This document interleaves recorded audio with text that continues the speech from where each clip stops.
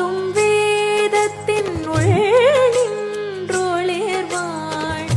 கள்ளமற்ற முனிவர்கள் கூறும் கள்ளமற்ற முனிவர்கள் கூறும் கருணை வாசகத்தூட் பொருளாவாள் வெள்ளை தாமரை பூவில் இருப்பாள்.